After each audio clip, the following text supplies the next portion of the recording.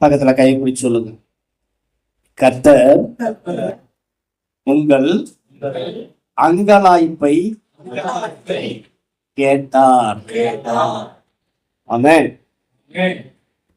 தேவன் ஒரு ஸ்திரியை பார்த்து இப்படி சொன்னார், கர்த்தர் உன் அங்கலாய்ப்பை கேட்டார். இன்னைக்கு சபையை பார்த்து கர்த்தர் சொல்றாரு, உங்களை பார்த்து கர்த்தர் சொல்றாரு, உங்கள் அங்கலாய்ப்பை அவர் கேட்டார். இந்த வசனம் எங்க வரும் தெரியுமா? வாசிங்க. ஆதியாகமம் 16ஆம் அதிகாரம் 9, 10, 11. பின்னும் கர்த்தருடைய தூதனானவர் அவளை நோக்கி, உன் சந்ததியை மிகவும் பெருக பண்ணுவேன்.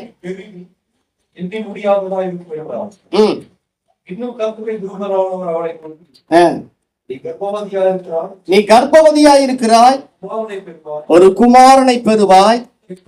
கர்த்தர் உன் அங்கலாய்ப்பை கேட்டபடியினார் அவனுக்கு இஸ்மவேல் என்று பெயரிடுவாயார். சொல்லுங்க, கர்த்தர் உங்கள் அங்கலாய்ப்பை கேட்டிருக்கிறார். இந்த வார்த்தையை கர்த்தர் சாரானுடைய அடிமை பெண்ணா இருக்கிற ஆகாரை பார்த்து கர்த்தர் சொல்லுகிறார். ஆகார், அவர் ஒரு அடிமை. அவளை பார்த்து கர்த்தர் சொல்றாரு, உன் அங்கலாய்ப்பை அவர் கேட்டிருக்கிறார். இப்ப அவன் எங்க இருக்கா தெரியுமா? சூர் என்கிற வனாந்தரத்துல இருக்கிறான். சொல்லுங்க, எங்க இருக்கிறா? சூர் என்கிற வனாந்தரத்துல அவள் அலைந்து திரிகிறவளாய் காணப்படுகிறான். சூர் அப்படின்னு சொன்னா என்ன அர்த்தம்னா, அடைக்கப்பட்ட சுவர். சொல்லுங்க, எங்கேயுமே வழி இல்லை, எங்க போறதுன்னு தெரியல, எங்க போறதுன்னு தெரியல, எல்லாம் அடைக்கப்பட்ட ஒரு சூழ்நிலை. அப்படிங்கிற அர்த்தத்தை உடையதுதான் சூர். சூருங்கிற எபிரேய பதத்துக்கு அதான் அர்த்தம். அவருடைய வாழ்க்கை பாருங்க, எல்லா சூழ்நிலையும் அடைக்கப்பட்டிருக்கு. அந்த நேரத்துல பெயர் சபாவி சூர் என்கிற வனாந்தரத்துல அவர் அலைந்து திரிந்து கொண்டிருந்த போது கர்த்தருடைய தூதனானவர் அவளை சந்தித்து சொல்லுகிற வார்த்தை, கர்த்தர் உன் அங்கலாய்ப்பை கேட்டார். அங்கலாய்ப்பு அப்படிங்கிற அந்த வார்த்தைக்கு எபிரேய பதத்துல மூல பாஷையில ஹொனி. சொல்லுங்க, ஹனி கேள்விப்பட்டிருக்கோம். இது ஹொனி. ஹொனி அப்படிங்கிற வார்த்தைக்கு ரெண்டு அர்த்தம் இருக்கு. அங்கலாய்ப்பு அப்படிங்கிற வார்த்தைக்கு என்ன அர்த்தம்னா ரெண்டு அர்த்தம் இருக்கு. கர்த்தர் சொல்ற ஒவ்வொரு வார்த்தையும் நம்ம கூர்ந்து கவனிக்கணும். அந்த வார்த்தையை கூர்ந்து கவனிச்சோம்னா நம்மளுடைய ஒட்டு மொத்த A to Z வாழ்க்கையும் அதில் அடக்கி வச்சிருப்பாரு. ஒரு வார்த்தை. அதனாலதான் நூற்றுக்கணி சொன்னா, ஒரு வார்த்தை சொல்லும் என் வேலைக்காரன் இவருடைய ஒட்டுமொத்த வாழ்க்கையையும் ஒரே வார்த்தையில கர்த்தர் அடக்கி வச்சிருந்தார். ஒரே வார்த்தையில பதில் கொடுத்தார். என்னன்னா, உன் அங்கலாய்ப்பை கர்த்தர் கேட்டார். அங்கலாய்ப்பு அப்படிங்கிற வார்த்தைக்கு பொனி அப்படின்னு சொல்றோம். அதுக்கு ரெண்டு விதமான அர்த்தம் இருக்கு. ஒண்ணு வறுமை, என்னது பொவர்ட்டியா, வறுமை. இன்னொன்னு உபத்திரவம், அப்ளிகேஷனா, உபத்திரம். சொல்லுங்க, அங்கலாய்ப்புல என்ன அர்த்தம்? ஒண்ணு வறுமை, ரெண்டு உபத்திரவம். சொல்லுங்க, ஒண்ணு வறுமை, ரெண்டாவது உபத்திரவம். இந்த ரெண்டு காரியமும் ஆகார் என்று சொல்லப்படுகிற இந்த அடிமை பெண்ணுடைய வாழ்க்கையில பிறந்தது முதல் கர்த்தரை சந்திக்கிற வரைக்கும் இருந்துச்சு. யார் தெரியுமா? ஆதியாகமம் 16ஆம் அதிகாரம் 4வது வசனம் சொல்லுது. வாசிங்க. ஆதியாகமம் 16:4 3வது வசனம்.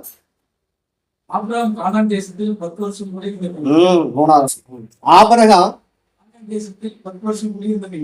ஆங்கில வேதம் கொஞ்சம் மாறி இருக்கு. ஒரு வருஷம் 2 வருஷம் மாறி இருக்கு.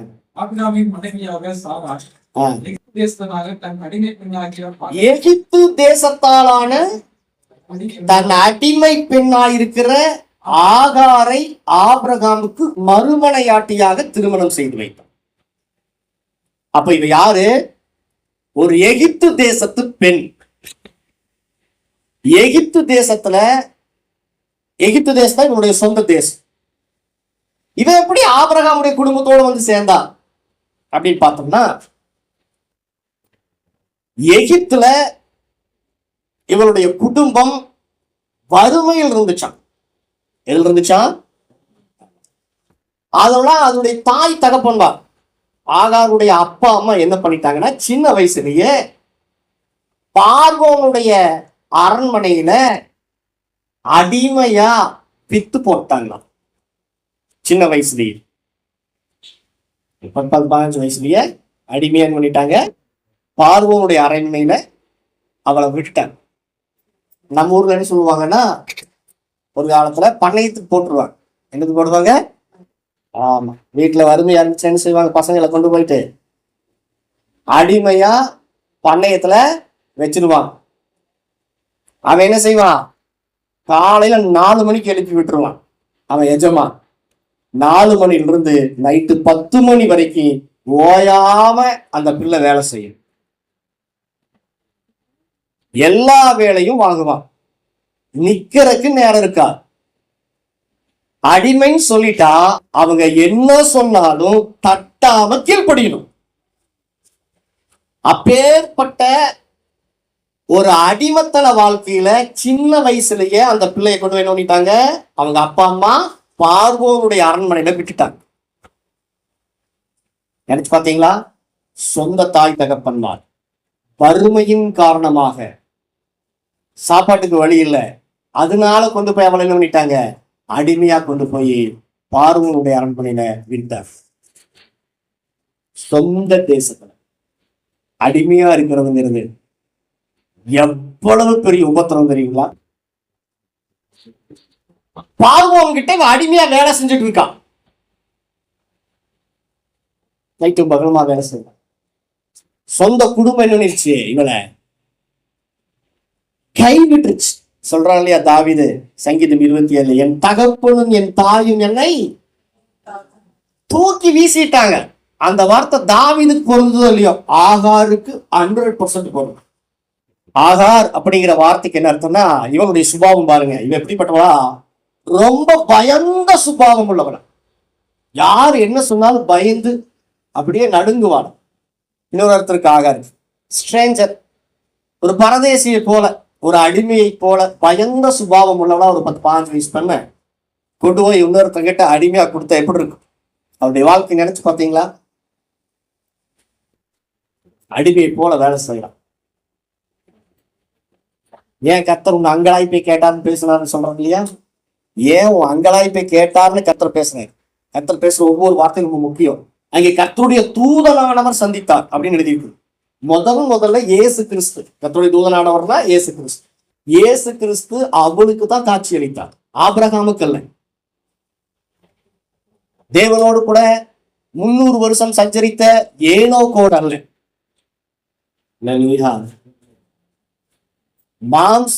மாம்ச உருவத்துல, அதாவது ஆவியா தான் இருக்கிறாரு, மாம்ச ரூபத்துல மனுஷகுமாரனுடைய சாயல்ல கிறிஸ்துவே வந்து டைரக்டா ஆகார் கூட பேசுறாரு. ஆபிரகாம் கூட பேசல, நோவா கூட பேசல, இதுக்கு முன்னாடி இருந்த பரிசுத்தவான்களோட யாரு கூட கர்த்தர் பேசல. எப்படி அந்த வார்த்தை மாம்சமாகி நம்ம கண்ணு முன்னாடி வந்துச்சு, அதே மாதிரி கிறிஸ்துவானவர் ஆகாரோடு கூட முகமுகமாய் பேசுகிறார். கிறிஸ்துவானவர் பேசுகிறார். இல்லையா? அது ரொம்ப முக்கியம். அப்ப இவோ சின்ன வயசுலயே அடிமத்தன வாழ்க்கையில தன்னுடைய சொந்த தேசத்துல சொந்த ராஜாவின் இடத்துல அவ வாழ்ந்துட்டு இருக்கான். இப்ப என்ன நடந்துச்சு? ஆதியாகமம் 12ஆம் அதிகாரத்துல பாத்தீங்கன்னு சொன்னா, ஆபிரகாம் இஸ்ரவேல்ல பஞ்சம் வந்துருச்சு, கானான் தேசத்துல பஞ்சம் வந்துருச்சு. பஞ்சம் முளைக்கிறதுக்காக ஆபிரகாம் என்ன பண்றாரு? எகிப்துக்கு போகிறார். எகிப்துக்கு போகும்போது சாரால் அழகா இருக்கிறத பார்த்து எகிப்தியர் ராஜா, அதாவது இந்த ஆகாருடைய ராஜா எஜமான் அந்த பார்வோன் என்ன செஞ்சாருன்னா, சாரால எடுத்துக்கோன்னு சொல்லிட்டு கடத்திட்டு வந்துட்டான். அந்த நேரத்துல கர்த்தர் தலையிட்டு பார்வோனோடு கூட யுத்தம் பண்ணி சாரால காப்பாத்தி இதெல்லாம் பார்க்கிறா இந்த ஆகார். எப்படி பார்க்கிறா? எங்க ராஜாவே சர்வதிகாரி மாதிரி இருக்கிறார், அவரு கூட ஆபிரகாமுக்காக சாராளுக்காக ஃபைட் பண்ணி வாதைகளால வாதிச்சு தான் பெரியவர் என்பதை என்ன பண்றாரு? ஆண்டவரு நிரூபிக்கிறார். எகிப்தில் இருக்கிற தெய்வங்களை விட பார்வோனையே வாதையினால வாதிக்கிற இந்த தெய்வம் பெரிய தெய்வம். எகிப்தியருடைய தெய்வங்களை விட ஆபிரகாமுடைய தெய்வம் பெரிய தெய்வம் சொல்லி அப்பவே அவன் விளங்கிட்டான். இப்ப என்ன சொல்றான்? பார்வோன் கர்த்தர் பெரியவரா இருக்கிறாரு, ஆபிரகாமின் தேவன் பெரியவரா இருக்கிறாரு, நான் இந்த மாதிரி ஒரு தப்பை நான் செஞ்சுட்டேன், அதனால என்ன செய்ய போறேன்னா சில வெகுமானங்களை ஆபிரகாமுக்கு கொடுத்து இதை என்ன பண்ண போறேன், சால்வ் பண்ண போறேன்னு சொல்லிட்டு என்ன பண்ணாருன்னா சில வெகுமானங்களை எடுத்து என்ன பண்றாரு, கொடுக்கிறாரு. அநேக வேலைக்காரர்கள் வேலைக்காரிகள் பார்வோனுடைய அரண்மனையில் இருந்தாங்க. அப்ப நிறைய ஆடு மாடுகளை கொடுத்து ஆபிரகாமுக்கு சரிகிட்ட பார்த்தார். நிறைய அடிமைகள் இருந்தாங்க, சொல்லுங்க, பார்வோன் கிட்ட. ஆனா ஆகாரத்தை எடுத்து என்ன பண்றான்? ஆபிரகாமுக்கு கொடுக்கிறான், இலவசமா எடுத்து கொடுத்துட்டான். அப்படின்னு என்ன அர்த்தம்? ஒரு பொருட்டாகவே மதிக்கப்படாத ஒரு அடிமை. யோசேப்பு வெள்ளிக்காசுக்கு 20 30 20 வெள்ளிக்காசு, இயேசு 30 வெள்ளிக்காசு. அவங்களுக்கு கூட விலை நிர்ணயம் பண்ணாங்க, இவளுக்கு விலையும் கூட இல்லை, இலவசமா எடுத்து என்ன பண்ணிட்டாங்கன்னா ஆபிரகாம் கிட்ட எடுத்து கொடுத்துட்டான். இவன் என்ன நினைச்சிட்டு போறா? சொந்த தேசத்துல சொந்த குடும்பத்துல எனக்கு நிம்மதி இல்லை, சொந்த தேசத்துல அடிமையா வாழ்றேன், அங்கேயும் எனக்கு ராஜ அரண்மனையிலும் நிம்மதி இல்லை, சமாதானம் இல்லை. இப்போ தேவன் ஒரு புதிய தேவன், எகிப்தினுடைய அரசனவே ஆட்டி படைச்ச ஒரு தெய்வம் ஆபிரகாமுடைய தெய்வம். ஆபிரகாமை பார்த்தா தேவதூதனை போல இருக்கிறாரு, சாராள பார்த்தா ஒரு தேவதூதனை போல இருக்காங்க. அதனால இவங்களோட போனா என் வாழ்க்கை எப்படி இருக்கும், நல்லா இருக்கும் நினைச்சு என்ன பண்ணா பிரயாணம் பண்றான். போகும்போது என்ன நடக்குது? ஆபிரகாமுக்கு நிறைய வேலைக்காரர்கள் இருந்தாங்க, வேலைக்காரிகள் இருந்தாங்க. சாரால் யார சூஸ் பண்ணா? ஆகாரம் மாத்திரம் சூஸ் பண்ற. சாராளுடைய நினைப்பு என்னன்னா, நான் என்ன சொன்னாலும் என்ன பண்ணுவோம், கீழ்படி எதிர்த்து நிக்க கூடாது. ஒரு வாடகை தாயை போல என்ன பண்ணிட்டா ஆகார யூஸ் பண்ண.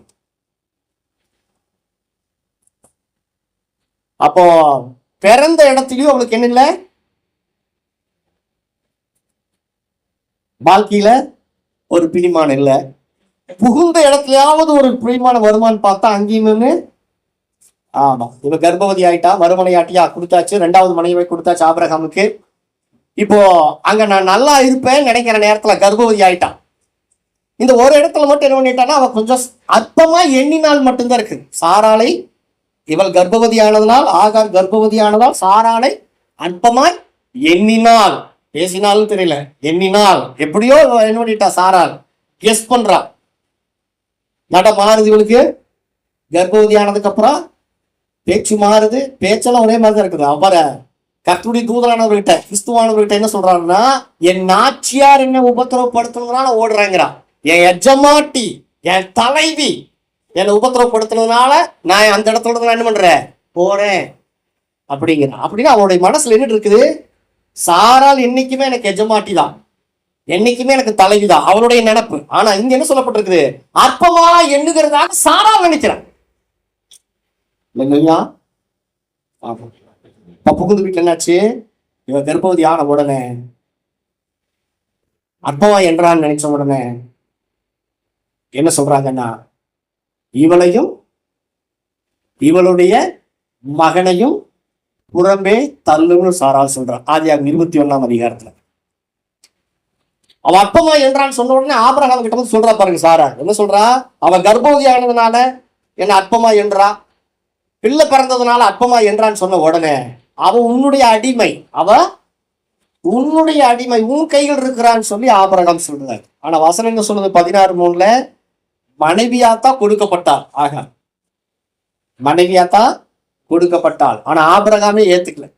ஆபிரகாம் என்ன சொல்றாரு, அவள் ஒரு அடிமைன்னு தான் சொல்றாரு. அப்ப புகுந்த வீட்டுல என்ன இல்லை, அவளுக்கு ஒரு அங்கீகாரம் இல்லை. பிறந்த வீட்டுல தூக்கி வீசிட்டாங்க, வேலை ஸ்தலத்துல இது ஒண்ணுக்குமே லாக்கி இல்லைன்னு வித்துட்டாங்க, விற்கல, இலவசமாவே தூக்கி கொடுத்துட்டா, இது ரொம்ப பிரயோஜனம் இல்லாம கிடக்குது எடுத்துப்போம் அப்படின்னு மாதிரி கொடுத்துட்டான். புகுந்த இடத்துலயும் அவளுக்கு ஒரு அங்கீகாரம் இல்லை. புகுந்த இடத்துல என்னாச்சு, பிறந்த இடத்துல வறுமை, புகுந்த இடத்துல உபத்திரவம். சாரால் அவளை கடினமாய் நடத்தினபடியினார். ஒரு அடிமை என்னைக்குமே அந்த இடத்த விட்டு ஓட மாட்டாங்க, என்ன வேலை இருந்தாலும் செய்வாங்க. ஆனா வசனம் சொல்லுது அவளை கடினமாய் நடத்தினபடினார். ஒருவேளை அடிச்சிருக்கலாம் கூட, அவ அந்த இடத்தை விட்டு ஓடுறான். வசனம் சொல்லுது சூரியனும் வனாந்தரத்துல அவன் அடைந்தான். ஆதியாகமம் 21ஆம் அதிகாரத்துல தான் மகனோடு கூட பெயர் சபா என்கிற இடத்துல அவன் சுற்றி திரிந்தான். அப்போ வறுமையும் உபத்திரவமும் அவனுடைய வாழ்க்கையை தொடர்ந்துட்டே இருந்தது. அந்த வறுமையும் உபத்திரவத்தையும் ஒரே வார்த்தையில் அடக்கி சொல்றாரு, கர்த்தர் உன் அங்கலாய்ப்பை கேட்டபடியினார். அல்லேலூயா. அப்ப அங்கலாய்ப்புங்கிறது என்னன்னா வறுமை மாத்திரமல்ல, உபத்திரவம் கூட. அந்த வனாந்தரத்துல என்ன சொல்றான்னா, ஆதியாகமம் 16ஆம் அதிகாரத்துல, எங்க அப்பா அம்மா என்ன கண்டுக்கல, வறுமையினால தூக்கிட்டாங்க, தூக்கி கொடுத்துட்டாங்க. அந்த ராஜாவும் என்ன கண்டுக்கல, என் கணவன் ஆபிரகாமும் என்ன கண்டுக்கல, என் தலைவி சாராலும் என்னை கண்டுக்காம என்னை துரத்தி விட்டு இருக்காங்க. இந்த வனாந்தரத்துல நான் அலைஞ்சு திரிஞ்சிட்டு இருக்கிற, என்னை காணக்கூடிய, என்னை கண்டுகொண்ட விதத்துல ஒரு தெய்வம் இருப்பாரான்னு சொல்லி ஏங்கும் போது கர்த்தருடைய தூதனானவர் அவனுக்கு காட்சி அளித்தார். அப்ப பேர் வைக்கிறார், என்னை காண்பவரை நானும் இவ்விடத்தில் கண்டேன் என்று சொல்லி எல்ரோயி அப்படிங்கிற ஒரு பேர் அவனுக்கு வைக்கிறோம். அல்லேலூயா. யாருமே என்னை கண்டுக்கல, என்னை காண்கிற ஒரு தெய்வம் இருக்கிறார், அவர் எல்ரோயி. அல்லேலூயா. உங்களை யாரும் கண்டுக்கலையா, கர்த்தருக்கு நன்றி சொல்லுங்க. உங்களுடைய பிளஸிங்களுடைய முக்கியமான அஸ்திபாரமே அதுதான். அல்லேலூயா. பக்கத்துல கைப்பற்றி சொல்லுங்க, உங்களை கண்டுக்கலையா, உங்க சொந்த குடும்பம் உங்களை கண்டுக்கலையா அப்படின்னு நீங்க கர்த்தருடைய பார்வையில விலையேற பெற்றவங்க.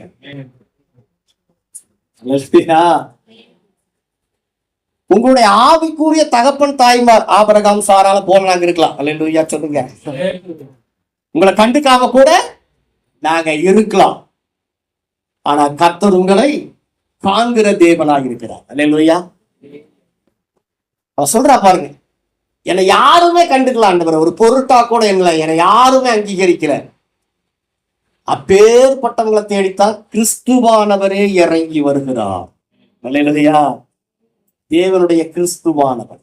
அதுக்கப்புறம்தான் ஆபிரகாமுக்கு தேவனுடைய தூதனானவரா, மோசேக்கு தூதனானவரா, எலியாவுக்கு தூதனானவரா அவர் வெளிப்படுகிறார்.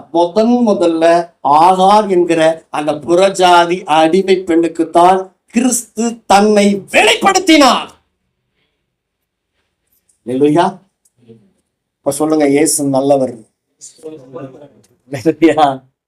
யாருக்குமே வெளிப்படாத கிறிஸ்துவானவர் உங்களுக்கு வெளிப்பட்டிருக்கிறார்.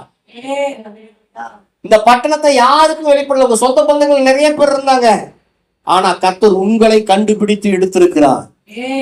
எதுக்கு தெரியுமா? உங்களை ஆசீர்வதிக்கிறதுக்காக. அல்லேலூயா. பிறந்த இடத்துல எகிப்து மறந்துருச்சு, கானான், இஸ்ரவேல், ஆபிரகாம் அவரை கைவிட்டார். வசனம் சொல்லி பாருங்க, ஆதியாகமம் 21ஆம் அதிகாரத்துல அவளை துரத்தி விடுறாங்க. தன்னுடைய பிள்ளையோடு கூட அவ போறா. ஆதியாகமம் 21:14. ஆபிரகாம் அதிகாலையில் எழுந்து அப்பத்தையும் ஒரு துருத்தி தண்ணீரையும் எடுத்து அவனுடைய தோல் மேல வச்சுட்டு, பாத்தீங்களா வசனம் என்ன சொல்லுது? ஆபிரகாம் யாரு? அவன் ஒரு பெரிய செல்வ சீமான். ஆதியாகமம் 13:2 சொல்ல பாருங்க, வெள்ளியும் பொன்னும் உடைய ஆஸ்திகளுடைய செல்வச்சீமா. ஆபிரகாம் யாரு? அவன் அங்கிருக்கிற எல்லா ராஜாக்கள் மத்தியில மகா பிரபு. அவங்களே சொல்றாங்க, புறஜாதி ராஜாக்களே சொல்றாங்க, நீர் மகா பிரபு. பெரியார் அநேக ஒட்டகங்களை வச்சுட்டு இருந்தார். ஒரு ஒட்டகங்கிறது ஒரு பென்ஸ் காருக்கு சமம். அந்த நாட்கள்ல பொண்ணு பார்க்கறதுக்கே 10 பென்ஸ் கார் போச்சு ஈசாக்கு, தான் சொந்த மகனுக்கு. இவன் யாரு? தான் சொந்த மனைவி ஆகார். முதல்ல வாரிச பெற்று கொடுத்தவ இஸ்மவேல. ஆனா இவளை அனுப்பும் போது எப்படி அனுப்புறாரு பாருங்க ஆபிரகாம். ஒரு பவுன் தங்க காசு கூட கொடுக்கல. போய் பொழைச்சுக்கோ குழந்தைய வச்சு. யோசனை பண்ணீங்களா? கவனிச்சீங்களா? ஆபிரகாம் பெரியாள் தான், செல்வச்சீமான் தான், மகாபிரபு தான், தேவனுடைய தீர்க்கதரிசி தான், தேவனுடைய சிநேகிதன் தான், விசுவாசிகளுக்கு தகப்பன் தான், தேசங்களுக்கு தகப்பன் தான். ஆனா அனுப்பும்போது கொஞ்சம் தண்ணி மாத்திரம். அவன் மனசு எவ்வளவு பாடுபட்டு இருக்கு. தன்னுடைய கை குழந்தையை தூக்கிட்டு அவன் போறான். அனாதையா என்ன எங்க அப்பா அம்மா தூக்கி கொடுத்தாங்க, அனாதையா வாழ்ந்த, எகிப்து தேசத்துல என் சொந்த தேசத்துல அடிமையை போல வாழ்ந்த, இந்த புகுந்த இடத்துல கூட ஆபிரகாமுக்கு மனைவி. ஆனா எனக்கு என்ன இல்லை, என் பிள்ளை வளர்க்கறதுக்கு ஒரு வழியும் இல்லை அப்படின்னு சொல்லி அந்த பெயர் சபாவின் வனாந்தரத்திலே அவள் அலைந்து திரிந்தாள் என்று எழுதப்பட்டிருக்கு. 21:14. அவ போயிட்டு குழந்தை ஒரு இடத்துல ஒரு செடிக்கலை வச்சுட்டு அம்பெரிக்கிற தூரத்துல போய் முகம் குப்புற விழுந்து, பிள்ளை சாகிறத நான் பொறுத்துக்க மாட்டாண்டவரே, என் கண்ணு முன்னாடி அது சாகக்கூடாது அப்படின்னு ஓன்னு அழுதா பாருங்க. மறுபடியும் தேவன் அவளுக்கு தோன்றினார். அல்லேலூயா. என்ன சொன்னார் தெரியுமா? இப்ப என்ன சம்பவித்தது என்று அழுகிறாய்? இப்ப என்ன நடந்துருச்சுன்னு கேட்கிறாரு. ஆண்டு நினைச்சுக்கிறாரு. யோசனை பாருங்க, அவன் கணவனால் கைவிடப்பட்டுட்டான். அவருடைய சூழ்நிலை என்ன தெரியுமா? ஏசாயா 54 அதிகாரம் சொன்னது பாருங்க. 54 அதிகாரத்துல 5வது வசனம் வாசிங்க. 54:5 கைவிடப்பட்டு மனம் நொந்து போன ஸ்திரியை போலவும் இளம்பிராயத்தில் விவாகம் செய்து தள்ளப்பட்ட மனைவி போலும் இருக்கிற உன்னை கர்த்தர் அழைத்தார். இளம்பிராயத்துல கல்யாணம் செஞ்சு தள்ளி விடப்பட்ட ஒரு மனைவி, டைவர்ஸ் கொடுத்தாங்க, தள்ளிட்டாங்க. அப்பேற்பட்ட அந்த பெண்மணியினுடைய உள்ள எப்படி இருக்குமா? மனம் நொந்து போன ஸ்திரீ. ஆகார குறித்து என்ன சொல்லப்படுது? மனம் நொந்து அழுகிறான். இல்லையா? ஆனா கர்த்தர் தோன்றி என்ன சொல்றாரு தெரியுமா? உன் அங்கலாய்ப்பை நான் நீ உருவாகிறதுக்கு முன்னாடி இருந்து, இல்லையா, உனக்கு என்ன சம்பவிக்கும், என்ன நடக்கும், உன்னை எப்படி நடத்தி கொண்டு வர போற அப்படிங்கிறத சிறு வயது முதற்கொண்டு உன் உட்காருதலையும் எழுந்திருக்குதலையும் நான் காண்கிற தெய்வம் என்று சொன்னான். அல்லேலூயா. கவலைப்படாத. இப்ப என்ன நடந்துருச்சுன்னு கேட்கிறார். வாசிங்க, அந்த வசனம் நல்லா இருக்கு. 21 சொல்லுங்க. 17 நின்னோம். பிரேக் த்ரூ, அவருடைய வாழ்க்கையில மிகப்பெரிய திருப்புமுனை. வாசிங்க. தேவன் பிள்ளையின் சத்தத்தை கேட்டா, தேவதூதன் வானத்திலிருந்து ஆகாரை கூப்பிட்டு, ஆகாரே சொல்லுங்க, பக்கத்துல கைப்பிடிச்சு, உனக்கு என்ன சம்பவித்தது? இப்படி சொல்ற நம்ம பாச. இப்ப என்ன நடந்துருச்சுன்னு நினைக்கும். இப்ப என்ன நடந்துருச்சு? இப்ப என்ன? ஆனா இவருடைய சோதனை எவ்வளவு பெருசு தெரியுமா? இவருடைய வேதனை எவ்வளவு பெருசு தெரியுமா? மாம்சத்தின்படி பார்க்கும்போது ஆபிரகாம் கைவிட்டாரு. இப்போ ஒரு அனாதம் பிறந்ததுல இருந்து இப்ப அனாதை மாதிரி தான். 10க்கு இன்னொரு அனாதை வந்துருச்சு கையில அப்படிங்கிற மாதிரி ஃபீல் பண்றாரு. ஆனா கர்த்தர் என்ன சொல்றாரு? இப்ப என்ன சம்பவிக்கும், இப்ப என்ன நடந்துருச்சு? ஏன்னா இவன் நினைக்கிறது என்னன்னா, இவன் பாக்குறது என்னன்னா, நானும் அனாதை, என் பிள்ளையும் அனாதை போல ஒரு வனாந்தரத்துல செத்து போயிடுவான், அடக்கமான கூட எங்களுக்கு ஆள் இல்லைங்கிற மாதிரி அழுகிறான். ஆனா கர்த்தர் அவனையும் அப்படி பார்க்கல. பாருங்க, சூழ்நிலை ரொம்ப மோசமா இருக்குது. நாம சூழ்நிலை பார்த்துட்டு, சந்தர்ப்பத்தை பார்த்துட்டு, பிரச்சனையை பார்த்துட்டு நொந்து அதுலயே அழுதுட்டு இருக்கிறோம். நாம பாக்குறது அப்படி. ஆனா தேவன் எப்படி பாக்குறாருன்னா, இப்ப என்ன நடந்துருச்சு அப்படின்னு என்ன சொல்ல வர்றாரு? பயப்படாத, நான் கூட இருக்கிறேன். அல்லேலூயா, நான் கூட இருக்கிறேன். வசனம் சொல்றது பாருங்க, 18ஆம் வசனம். நீ எழுந்து பிள்ளையை எடுத்து அவனை உன் கையினால் பிடித்து கொண்டு போ, அவனை பெரிய ஜாதி ஆக்குவேன். எப்படி யாக்கோபுக்கு 12 பிரபுக்கள் பிறந்தாங்களோ, 12 பிள்ளைகள் பிறந்தாங்களோ, அதே மாதிரி இஸ்மவேலுக்கு 12 பிரபுக்கள் பிறந்தார்களாம். அதுதான் இப்ப இருக்கிற எல்லா அரபு நாடும். வனாந்தரத்துல இஸ்மவேலை சாக விடல. இன்னைக்கு வரைக்கும் இஸ்மவேல் வாழ்ந்துட்டு இருக்கான். காரணம் ஆகாரின் கண்ணீர். அல்லேலூயா. இன்னைக்கு நிறைய பிள்ளைங்க உசுரோடு இருக்கிற காரணம் என்ன தெரியுமா? பெற்றவங்களுடைய கண்ணீர் தேவனிடத்துல வச்சிருக்காங்க. அதனாலதான் உசுரோடு இருக்கு. அதனால என்ன பண்ணுங்க, உங்க தாய் தகப்பனை கனம் பண்ணுங்க. ஆமா, கழுதி போடுறாதீங்க, கனம் பண்ணுங்க. அவங்களுடைய கண்ணீரின் ஜெபம், ஆகாருடைய ஜெபம், ஆகாருடைய வேண்டுதல் இன்னைக்கு வரைக்கும் இஸ்மவேலை வாழ வச்சுட்டு. எப்படி வாழ வச்சுட்டு இருக்கிறது தெரியுமா? இவன் ஆபிரகாம் ஒரு பவுன் தங்க காசு கூட கொடுக்கல, ஒரு வெள்ளி காசு கூட கொடுக்கல, வெறும் தண்ணியை மட்டும் கொடுத்து அனுப்பிச்சிட்டான். ஆனா வசனம் சொல்லுது, ஆகாருக்கு கர்த்தர் எப்பேற்பட்ட நிலத்தை வாக்கு பண்ணார் தெரியுமா? ஆதியாகமம் 25ஆம் அதிகாரத்துல 12வது வசனம். சாராளுடைய அடிமை பெண்ணாகிய எகிப்து தேசத்தாலான ஆகார் ஆபிரகாமுக்கு பெற்ற குமாரனாகிய இஸ்மவேலின் வம்ச வரலாறு. 18வது வசனம். அவர்கள் ஆவிலா துவக்கி எகிப்துக்கு எதிராக அசிரியாவுக்கு போகிற வழியில் இருக்கும் சூர் மட்டும் வாசம் பண்ணினார்கள். அல்லேலூயா. ஆகாருக்கு கர்த்தர் ஆகாருடைய வம்சாவளியில வந்த இஸ்மவேலுக்கு, அவனுடைய சந்ததிக்கு ஆவிலா தேசத்தை கர்த்தர் கொடுத்தார். அவருடைய எல்லாம் பெருசு. இந்த ஆவிலா தேசம் எங்க இருக்குதுன்னா, எகிப்துக்கும் இஸ்ரவேலுக்கும், அதாவது ஆபிரகாமுடைய தேசத்துக்கும் இடையில இருக்கு. ஆகார் எப்படி சொன்னா தெரியுமா?